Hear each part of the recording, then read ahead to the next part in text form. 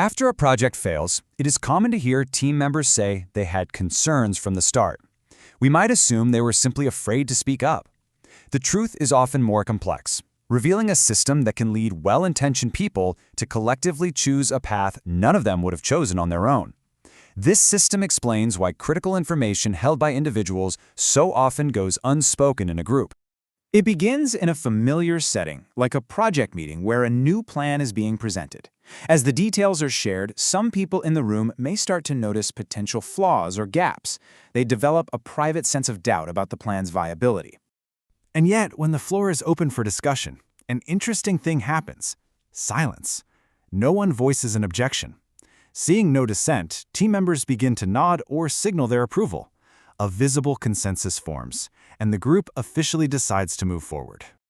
This outcome presents a puzzle. If several people had private reservations, why did every single one of them choose to remain silent? The answer isn't about individual courage, but about the social dynamics that shape group behavior. The first dynamic at play is one that creates a powerful but incorrect sense of total agreement. It starts when each person looks to others for guidance on how to respond.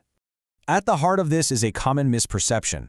It's a situation where individuals in a group privately disagree with a decision, but they look around and incorrectly assume that they're the only ones who feel that way. They believe everyone else must be on board. Back in the meeting, each person who has doubts scans the room. The primary piece of information they gather is the inaction of their peers. No one seems concerned, no one is speaking up, no one is questioning the plan.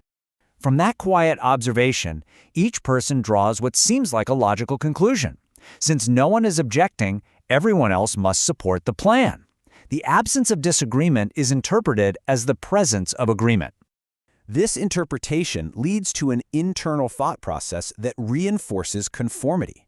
The individual thinks, "I have my concerns, but everyone else seems to think this is a good idea. I must be mistaken."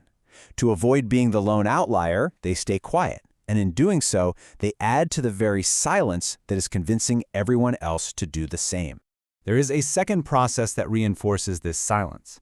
This one has to do with how our sense of personal responsibility shifts when we are in a group versus when we are acting alone.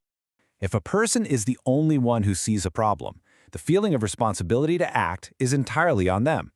But inside a group, that same responsibility becomes distributed among all the members present. This sharing of responsibility means that any single individual feels less personal pressure to be the one to step up. The underlying assumption is that someone else is just as capable of acting, so the personal obligation to intervene is reduced for everyone. And this effect grows stronger as the group gets larger. While one person alone feels 100% of the responsibility, in a group of 3, that feeling might drop by half. In a group of 5 or more, the individual's sense of accountability can become so small that no one feels it's their specific job to act. Now, these two forces, the illusion of agreement and the reduced sense of responsibility, do not operate in isolation. They combine to create a self-reinforcing cycle of inaction. Here is how that loop functions. First, you observe that others are quiet.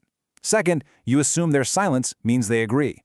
Third, you decide to stay silent as well to align with what you perceive as the group consensus. And fourth, your silence now becomes evidence for others that the group is in agreement, which makes them more likely to stay silent too.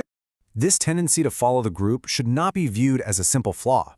It is actually a predictable outcome of a social system that, in many cases, is quite effective for making decisions.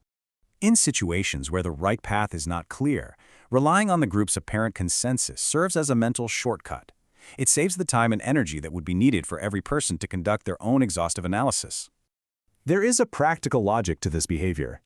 Following the group helps maintain social harmony and avoid unnecessary conflict. It also works from the assumption that the collective wisdom of the group is probably correct. Finally, it protects the individual from the risk of being the only one to object and being proven wrong. At a fundamental level, this social system is designed for efficiency and belonging. The main pressure is to reach a workable agreement smoothly and maintain one's standing within the group. But this system has a significant trade-off. When the group as a whole is making a mistake, the very mechanisms that ensure alignment also suppress the individual doubts that could correct the error. The system makes it very difficult to change course. So, collective inaction is rarely a sign of universal agreement or widespread fear. Instead, it is the natural result of a social system that is optimized for alignment and stability, even if that means ignoring critical information that its own members possess.